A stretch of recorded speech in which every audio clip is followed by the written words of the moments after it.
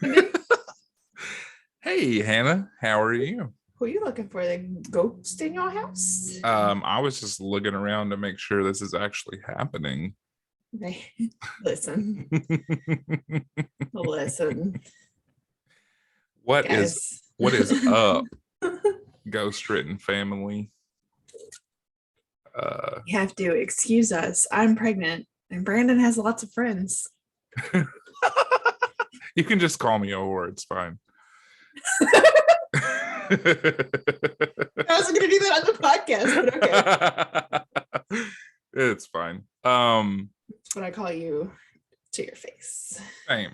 Because I love you. It's a term of endearment, really. It is. How are you all doing? How's it going? Feels like it's been a little bit, even though we just skipped like 1 week, but we skipped a week before that. So yeah, we be skipping. Bad. I was even on vacation last week. I had just made too many plans. Brandon's like, hey, what are we doing? I'm like, oh, here's the thing. I am not in the state. Yeah, it got down to the wire, and we both just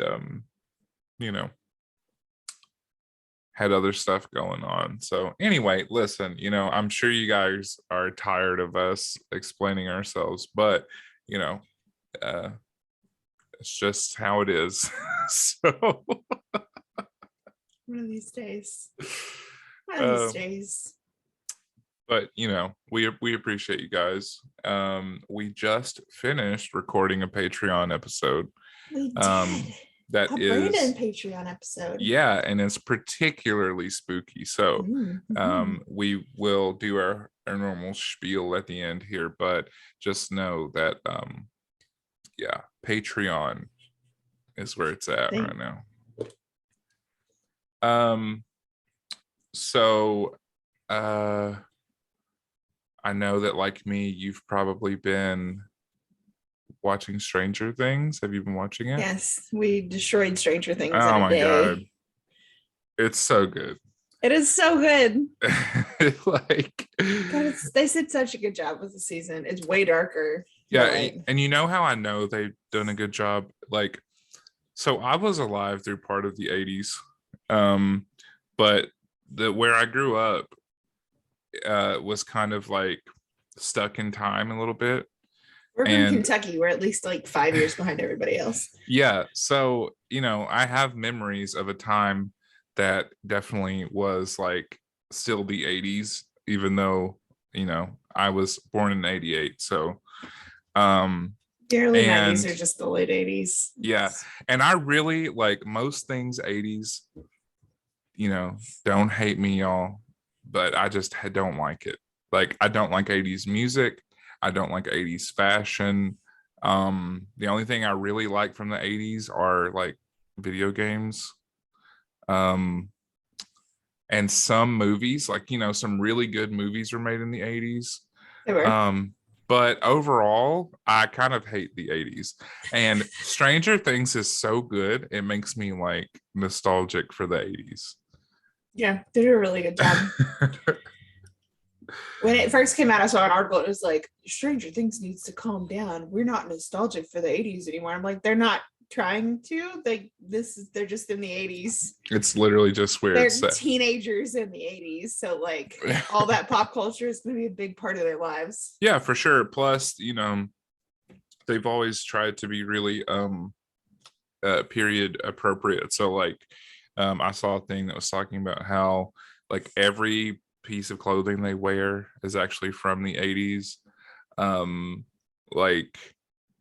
My dad had hair like Eddie in the 80s. Yeah, all the hairstyles are accurate. And like Hannah said, all the references they're making to pop culture was pop culture at the time. Yeah. Like even if you're someone that thinks you don't participate in pop culture, you do. Yeah. So the things they're saying are relevant. But anyway, yes, the point I was gonna make is that, like you said, this new season is a lot darker and it's a lot more horror. Just half of the season. Yeah, so far. It's not done. But the The last season I felt like was good. I don't think there's ever been any Stranger Things that wasn't bad, or sorry, that was bad, but the last season had some parts that were kind of like, when is this going to end, you know? But this current season, guys, it's so good. And it does horror in a way that feels very 80s. Like, and 80s horror movies are so good, And a lot of the times it's because of that weird synthy kind of 80s music, you know? Yeah, it is. What I'm talking Makes about, it like that much spookier. Yeah, like Yes. Nightmare on Elm Street, that like high pitched kind of like synthesizer noise. Speaking of Nightmare on Elm Street, bro. Like, Yeah, Robert Englund. Freaking Robert Englund. Yeah, he's in Stranger Things. He was great. Yes.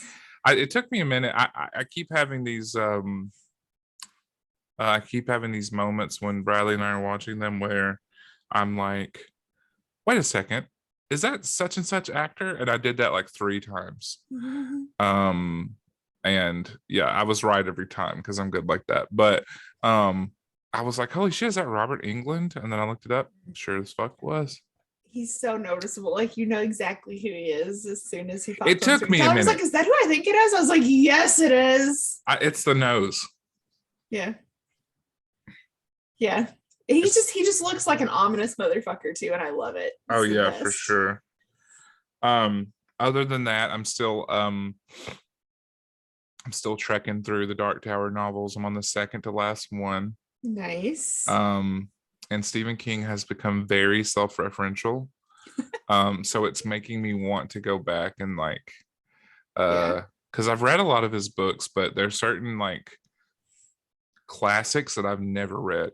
Like I've never read Pet Sematary. Oh really? Yeah. I was talking to Tyler about this the other day because he decided he wanted to watch Lawnmower Man. No. And so like, here's the thing about me and Stephen King is I don't really enjoy horror that makes me feel hopeless. Yeah. And his horror makes me feel hopeless. Hate Lawnmower Man. No can do. I just want to cry and like live in a closet for the rest of my life. It's terrible. Yeah, I feel like there was a period of time with horror movies where none of them had a happy ending. And while I kind of like that in a way because it seems more real. Yeah, it seems more genuine. Everybody likes a happy ending. But when I think about my favorite scary movies, just about every one of them has a happy ending. So you need some relief after all of the stress. And all of his stories just make me feel so hopeless. My least favorite horror movie trope is the you think everything is fine until the very end and then the person dies or something, you know? Like, yeah, it makes me so mad. Like, turn it off now. As I've gotten older, and you guys know this already obviously because you listen to the podcast, but I appreciate storytelling so much more. And when a story is crafted really well, and there's like characters being developed and like kind of things happening, like the story's playing out, and then it all means nothing at the end because the fucking person you were rooting for dies. Yeah. Like, why did we even do that? Yeah, it's like, what was the point? It's like you nailed it until the very end, and then you were like, you know what? Fuck the guys watching this movie. Right. But anyway, this isn't horror movie written. It could Sometimes be. It is. Yeah, I mean it could be. One of these days we will start Suck Files, okay? Yes. Oh God. Yes. We've been talking about it for 2 years after all. Yeah, one of my friends is very into X-Files, and I almost mentioned to him that we had that idea, but he's like a dire fan, and I was like, ugh. I was like, that's gonna piss somebody off. Listen, you can love things and make fun of them and know that some of it is terrible and love it even though it's terrible. Yeah. I need you to accept these things. There is nothing in this world that is without fault.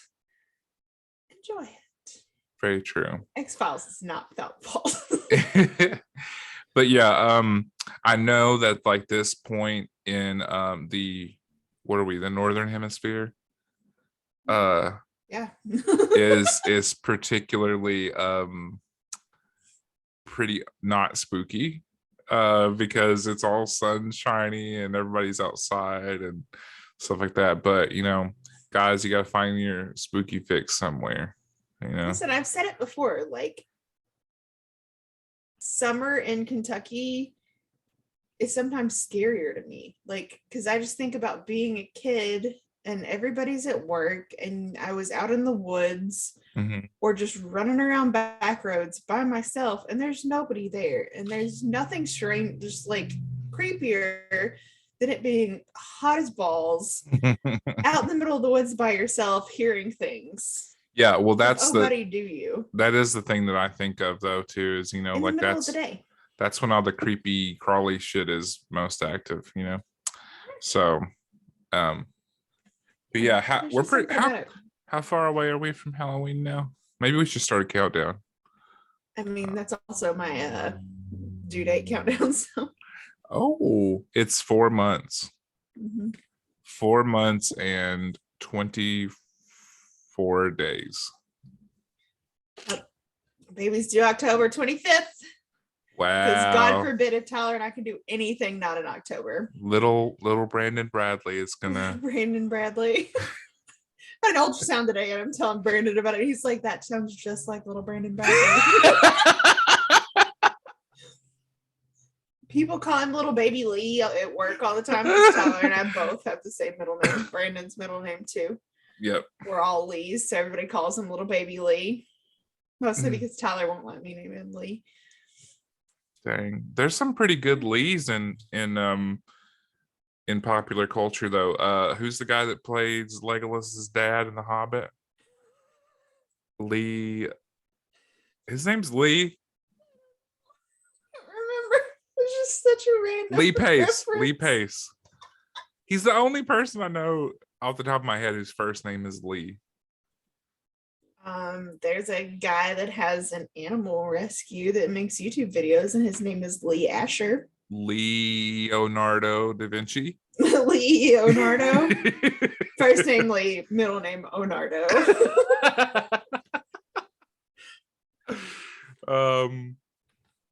But yeah, you know, that's something I feel like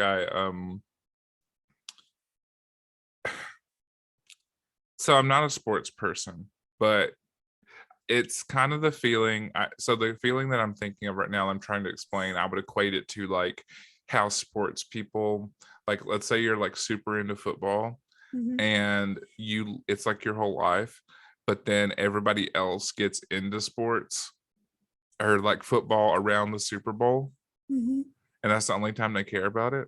I mean, the Super Bowl party food. I'm kind of like that with like spooky shit. It's like I like it all the time and you guys only care about it around Halloween. So oh, Lord. It's true though. Or like Star Wars, you know, I love Star Wars. And listen, we're not gonna talk about Obi-Wan though. Can't do it. That's fine. This isn't a Star Wars podcast, but it could be. It definitely could be. But I've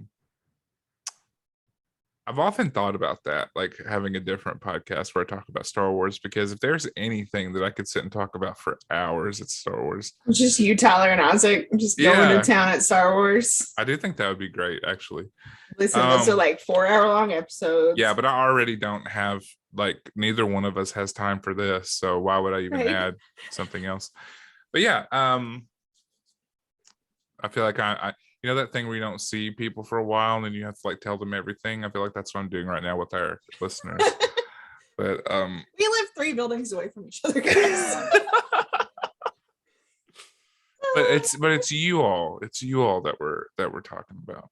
Anyway, Hannah, please take us on a journey with your words. With my words. Yeah. Okay.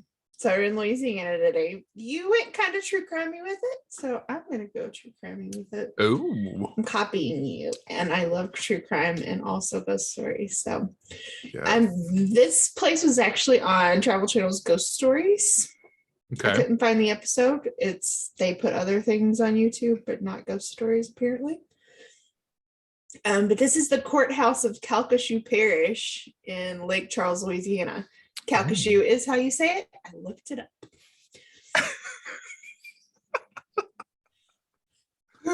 But anyway, so we are actually reading from a WordPress blog called Fairweather Lewis. I was like, this is very well written, and I love it because I read 50 million other articles and was like, this is the one. This is the one. Lake Charles, Louisiana is a city of some 70,000 people in the heart of Cajun country. It has a huge courthouse built in a couple of years around 1912. 30 years later, the only woman ever to die in Louisiana's electric chair went to her death there on a November morning. Oh, shit. Yeah. Her birth name was Annie Beatrice McQuinson. But somewhere in the course of her short life, she began calling herself Toni Jo. Okay. Listen, once you hear more about Toni Jo, you're going to understand why she called herself Toni Jo. Okay. Because she sounds like a Toni Jo, not an Annie Beatrice McQuinson. A stunningly beautiful girl. There are pictures of her. Born in Shreveport in 1916, she grew up in a tough environment and by her teens had drifted into drug addiction and prostitution. Or sex work, as we call it here. Yes. No shame, guys.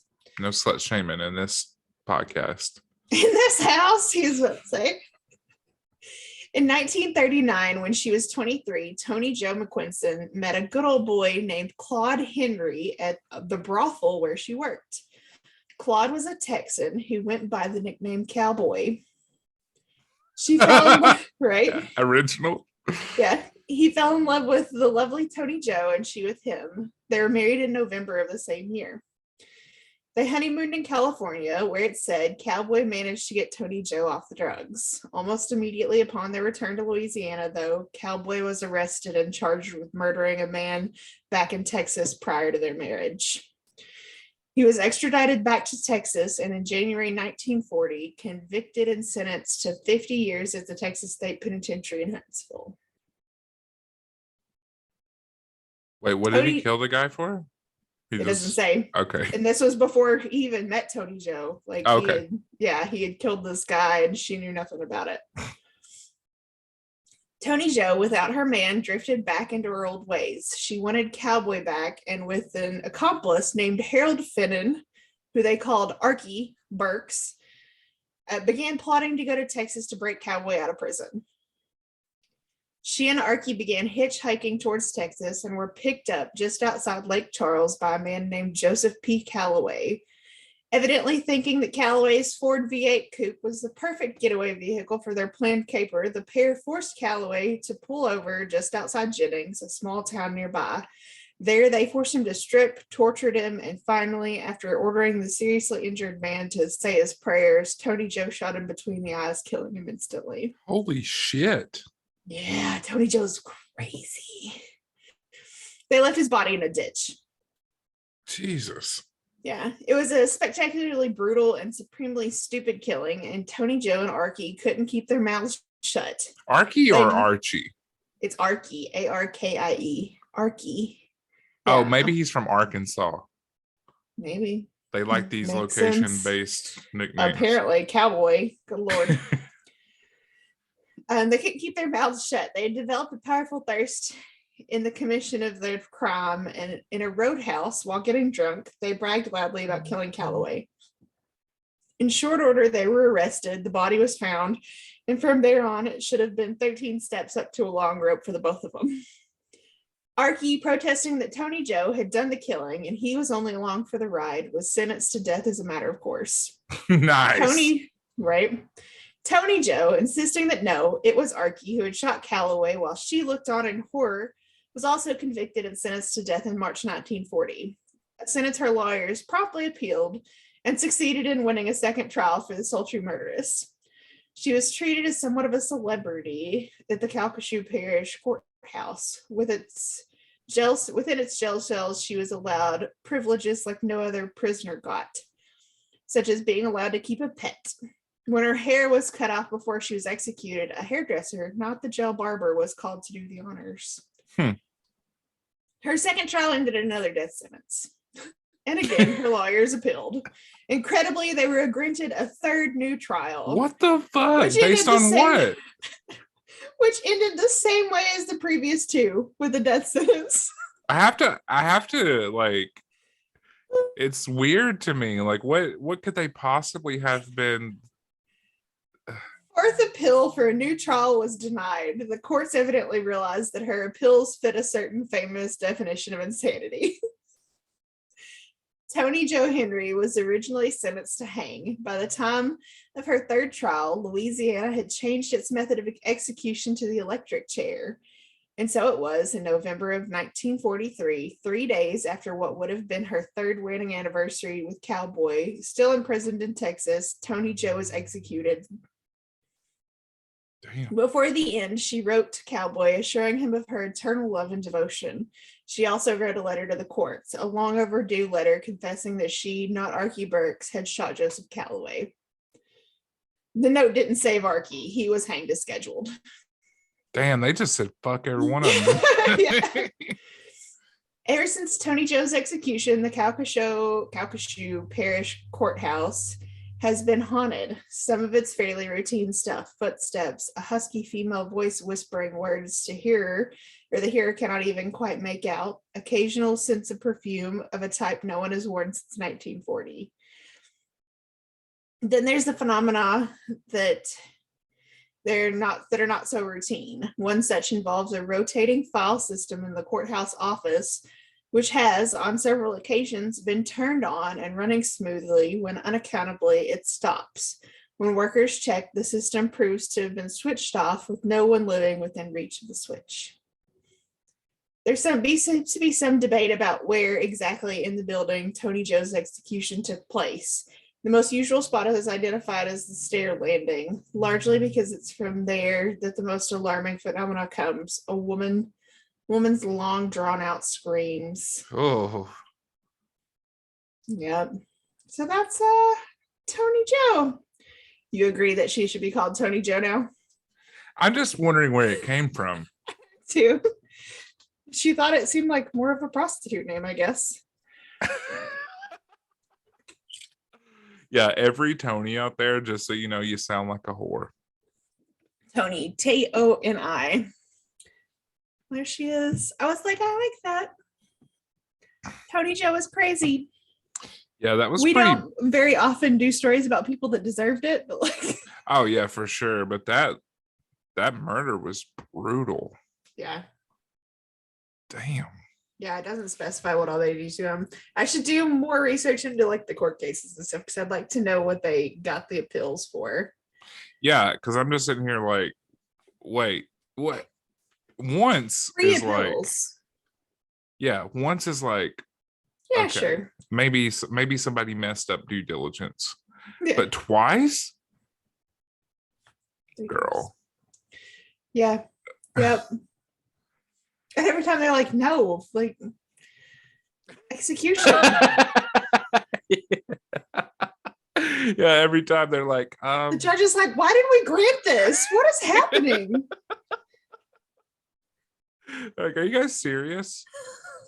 I mean, the judge was the one that granted it, so. Wow. Yeah, that's true crime, though. For whatever reason, in this particular instance, I can't, like, the image in my head that I have of this lady is Annie Oakley. No. Let me find a picture of her. She's pretty. I'd like to know what happened to Cowboy too. Like, did he die in prison? Did he get out of prison? Wouldn't it have been ironic if he like broke out to save her and then they just put him in the electric chair too? She's dead.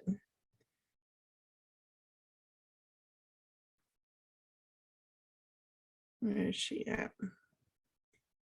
Like she looks like she would stab you though. I don't know if you can see that because my camera Oh, that's sucks. her, I'm old not to- Tony Joe. Old Tony Joe. Oh yeah, she totally she has like the 40s like super thin eyebrows that were drawn on, and yeah, yep. You know what they say about old Tony Joe? She'll get you. Yeah. So it was a short and sweet one, but I really liked it. I was like, I can't skip that because that's super entertaining. Well, you know, anything in Louisiana is good. And um I love a story that like doesn't end with the true crime part, you know. Mhm. It's almost like yeah, okay, so here's the true crime movie and then the sequel is the paranormal movie. This is what happened after. But yeah. Oh, he tried to see her, but found an RS like a newspaper article about Cowboy, Mm-hmm. and it says that he broke out trying to see her before she was executed, and they caught him. Mm-hmm.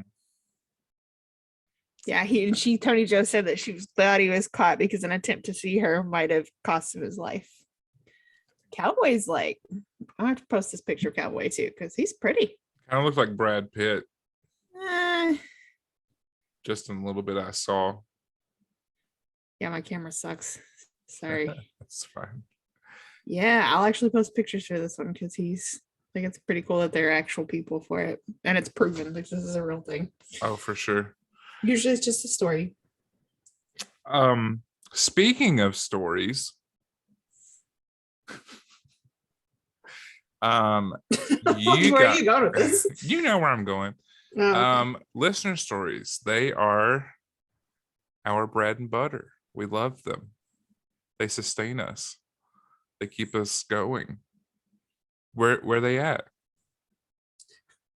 where they be? Where they been?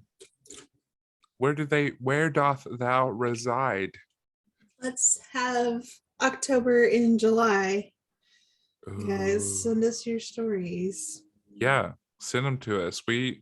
Listen, it's been so long. I'm looking at the looking at the site now, and the last time we did a listener story episode was March 9th. That's so sad. It's a minute, y'all. It's a minute. So So sad. get us those listener stories. You know, we again, like we addressed at the beginning, we've not been the most consistent, but interaction is one of our favorite things. So you know, those of you that are still listening, send us your stuff. We want to hear your stories. We want to share them with people. We want to have your story maybe trigger something in someone else. Maybe someone else has a story similar to yours and they're like, oh, that reminds me of the time that I went to the haunted island with the dolls in the trees. You know what I'm saying? So so yeah, send us those. I can't remember who did it last time, so I'm just gonna do it. But you can send us your stories via our socials, which are Twitter, Instagram, and Facebook. We are at GhostWritten Pod on all three of those. I got to plug the Facebook because, guys, we share some fire memes on there. Because we're old and we use Facebook. Listen, Facebook is where I go to do my doom scrolling. Okay, so you know, that's mainly what I use it for now is memes. I get some really good memes off Facebook. I could go into subreddit, but into Reddit, but it's pretty dark over there, you know. Yeah. So Talk about doom scrolling. yeah.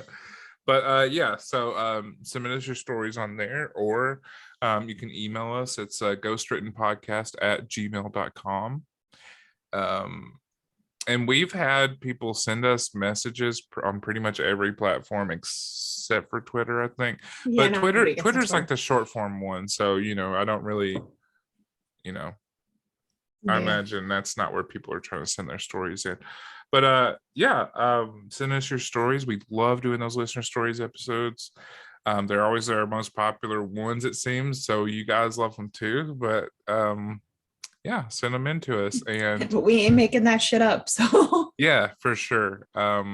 We remember that was an idea for a minute, was you were gonna come yeah. up with short stories, and I was like, damn girl, that's that's awfully ambitious. Not that I don't think you could do it. And too lazy. You would be wore out. But yeah, thank you guys for listening. You know, well, hold on before I get all weepy on you guys. Also check us out on Patreon. We mentioned it at the beginning, but we do have other content on there that isn't on the main podcast. We kind of go outside of the South to talk about paranormal things, cryptids, whatever, in any part of the world. So it just so happens that the one we recorded earlier is set in South America, and it's Mexico, so it's not South America. North America is very weird and creepy, so you should go check it out. Yeah, you should. But yeah, I was just gonna say thank you guys for sticking with us. We we have lives just like everyone else, so thanks for hanging in there with us. We love getting on here and sharing our stories with you guys. So come holler at us sometime. Check out Facebook, shoot us a message, and we'll see you very soon. That sounds ominous as shit, Brandon. We'll see you very soon. Ooh.